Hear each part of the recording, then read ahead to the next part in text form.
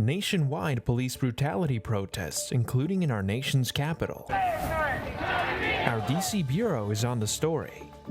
Putting on your Sunday best includes running shoes. We have more than 26,000 people. At the Miami Marathon. All about art at an annual event in the Gables. Plus, a visit from everyone's favorite cartoon cat. And Hello Kitty's super cute, and I love the whole group. These stories and more coming up on Newsbreak. Hello, South Florida. I'm Samantha Gutierrez. I'm Hawa Ezel. Today is Monday, January 30th, 2023. Live from the FIU Lee Kaplan School of Journalism and Media, this is SFMN Newsbreak. Days of demonstrations, protests like this one in the Tampa Bay area happening all over the country after the video showing the death of Tyre Nichols is released. One of those protests was in Memphis, the city where Tyre lived and died. More news from our news partner CNN and reporter Isabel Rosales. All of these officers failed their oath. Look at that video. Was anybody trying to protect and serve Tyre Nichols? Backlash continues across the country after the disturbing videos of the January 7th encounter were released on Friday, showing Memphis police officers beating Tyre Nichols, who died 3 days later.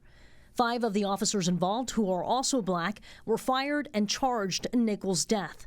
The Memphis police chief has also permanently disbanded the Scorpion unit the officers were a part of, citing a cloud of dishonor. I'd like to see a return to the old community-oriented policing, where the neighborhoods know the policemen. Meanwhile, Nichols' family attorney Ben Crump says he believes all the officers will be convicted and more needs to be done. Shame on us if we don't use his tragic death to finally get the George Floyd Justice and Policing Act passed. Across the U.S., weekend protests continued, with demonstrators marching through a number of major cities, calling for justice and an end to abuses of authority. We got swift justice in this case. We're not anti-police. We're anti-bad police, and this sets the precedence of what we need to see in communities going forward. As for the 5 disgraced officers, they are out on bond and expected to be arraigned February 17th. I'm Isabel Rosales reporting. A newborn baby was found crying in the middle of the woods near Tampa just after midnight. Early Saturday morning, Magdalena Ordonez and her daughter heard what they thought was the cry of a cat, but it wasn't. To their surprise, they found a newborn baby girl who still had her umbilical cord and placenta attached to her. She was left for dead by her mom just an hour after her birth. Authorities are hailing Ordonez and her 12-year-old daughter as heroes for saving the newborn. The baby will be doing well, and authorities are attempting to charge her mom with child neglect. Joined by elected officials, several chapters of the National Association for the Advancement of Colored People met in Orlando for their quarterly meeting. They discussed the decision made by Governor Ron DeSantis to block the teaching of an advanced placement course on African American studies in public high schools. The NAACP say they may sue to get the decision overturned. The College Board says it will release the framework of the course on Wednesday, February 1st, the first day of Black History Month. For the first time since becoming the Speaker of the House, Kevin McCarthy will speak with President Joe Biden on Wednesday. The meeting will revolve around the current U.S. debt ceiling. House Speaker McCarthy says he wants to work out an agreement with the president to move forward. A spokesperson for the Biden administration says the president will ask McCarthy if he intends to meet his constitutional obligations to prevent a national default. According to the White House press secretary, Karine Jean-Pierre, the demand for raising debt limit is not negotiable. The weather was unreasonably warm for January during the Miami Marathon, and as the network's Leanne Abertar-Bush reports, so was the competition. Miami's 21st marathon and half marathon is back here in sunny Miami. If you look behind my shoulders, you can see runners pushing their limits, trying to cross the finish line. With more than 25,000 people from here and from all over the world coming to see the marathon and pushing the limits. Runners competed in both the 26.2-mile marathon and 13.1-mile half marathon that covered Miami's most iconic landmarks. In downtown Miami, runners started in front of Miami-Dade Arena, headed over to Miami Beach in other neighborhoods like Brick Hall and Coconut Grove, and then returned back to downtown. Oh, it was amazing. It was amazing until about mile 9 or 10, and then I felt like I was going to collapse. But, you know, just throw on the right music, a little Rocky motivation, and I kept going. From spectators watching the marathon to friends and family cheering and waiting for their loved ones to get to the finish line, this well-organized event had food, music, and merchandise on display for people to enjoy after the long run. The Miami race has been sold this year, so we have more than 26,000 people. On the VIP area, we have already 600, and we sold out the experience yesterday at the expo around 11 a.m. So the race every year gets bigger and bigger. A runner from Mexico shared his inspiring story to running the marathon. Take a look. I think it's all mental. I actually used to play football, and I tore my ACL, my ligament on my knee. And I had surgery. Before that, I have never run more than 7 kilometers. That's like 4 miles. I had never run more than 4 miles. But when I broke my knee, I wanted to show myself that I was capable of doing it. And I think that once you start running and you run your first race, it just becomes like a habit, like an addiction, and you are just looking around for more marathons to run. So. From first-time marathoners to seasoned runners, the Miami Marathon and Half Marathon is filled with athletes with inspiring stories. For the South Florida Media Network, this is Diana Bush. Who says plant-based foods can't be tasty? This weekend proved they absolutely can.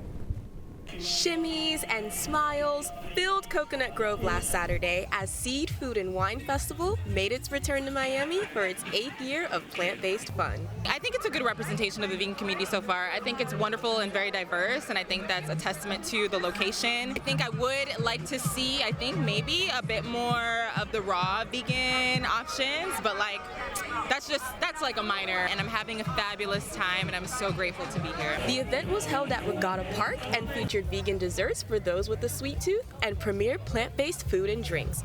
Whether you were looking for gluten-free, organic, or non-GMO, everybody was represented.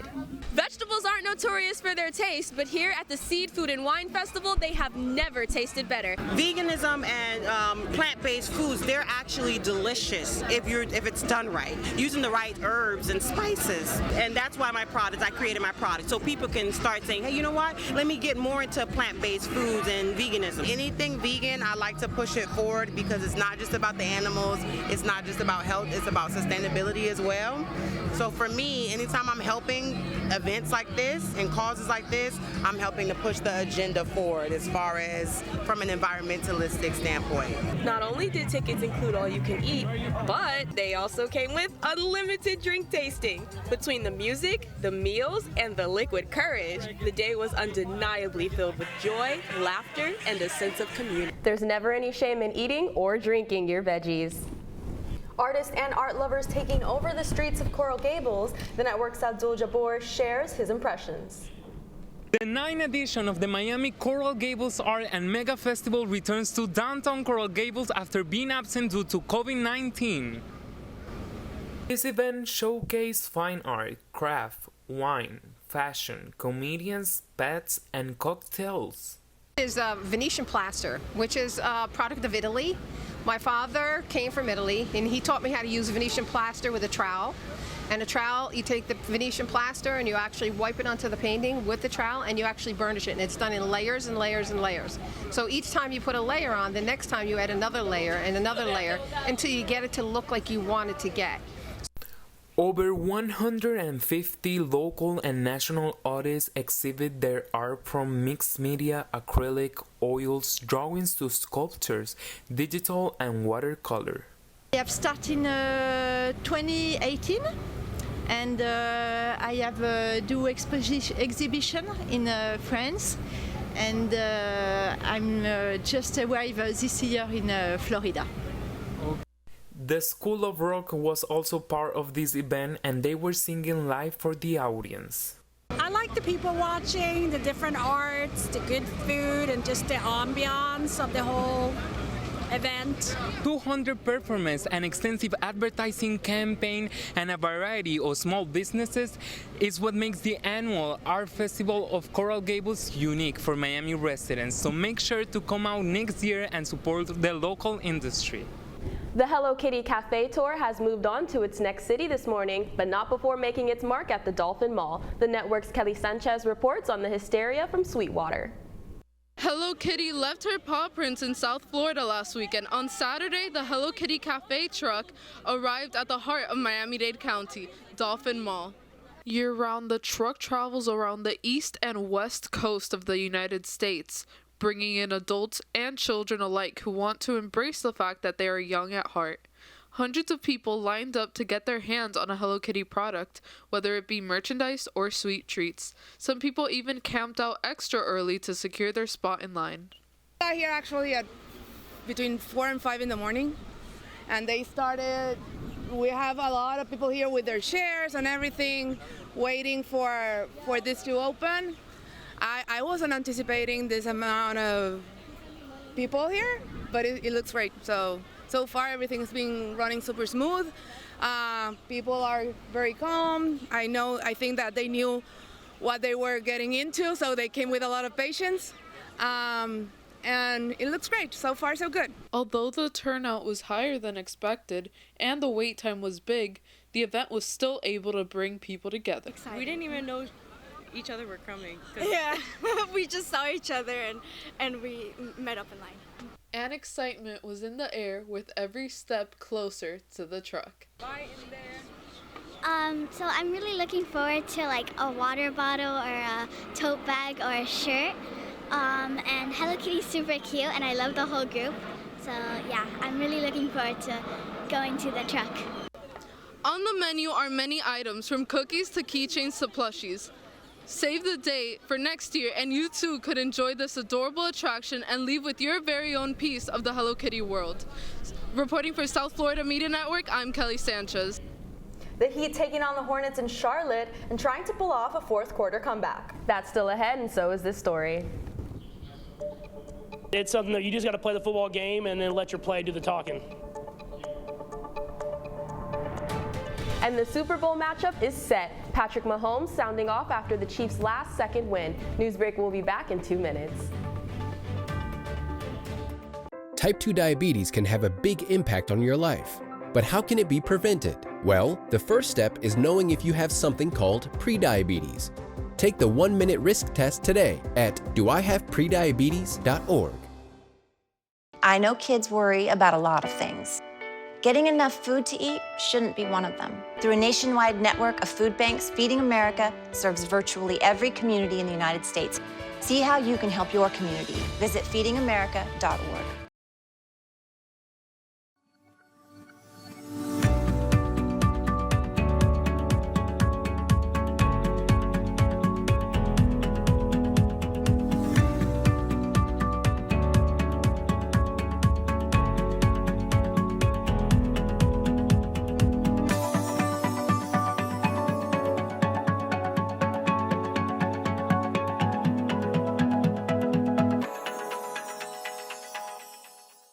If a natural disaster shows up at your doorstep, you can't just turn it away. That's why it's important to prepare for emergencies before they show up.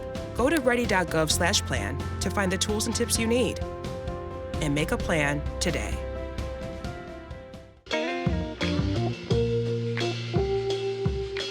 You really have done as much for us as you think we've done for you.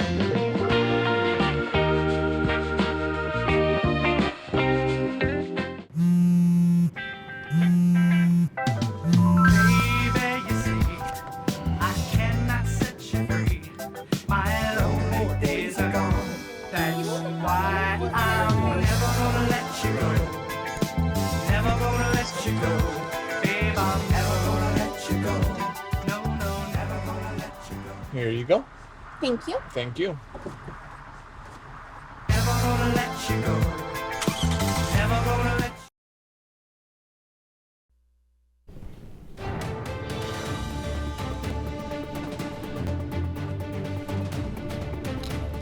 Street celebrations after what was a very good playoff Sunday for the home teams. The Super Bowl is 2 weeks away, and after two teams secured victories last night, we now know who will be facing off in the big game. It's official, the Philadelphia Eagles will play the Kansas City Chiefs after both teams won their conference last night. The Eagles beat the San Francisco 49ers 31-7, while the Chiefs beat the Bengals 23-20. The Chiefs' game was a nail-biter with quarterback Patrick Mahomes addressing the pressure before the game. Whenever you feel like you're the underdog, when you're playing at Arrowhead Stadium, it gets guys ready to go. It's something that you just got to play the football game and then let your play do the talking. The Super Bowl will be played on Sunday, February 12th at 6:30 p.m. in Glendale, Arizona. The Miami Heat got stung in Charlotte over the weekend by the Hornets. Although the Heat looked hot in the first half, the Hornets were able to buzz their way back after the half and ultimately win the whole game. The final score was Heat 117, Hornets 122. The Heat will move to play the Cleveland Cavaliers tomorrow at 7 p.m. That's all the time we have for Newsbreak. I'm Hawa Ezel. I'm Samantha Gutierrez. Get more news anytime at sfmn.fiu.edu.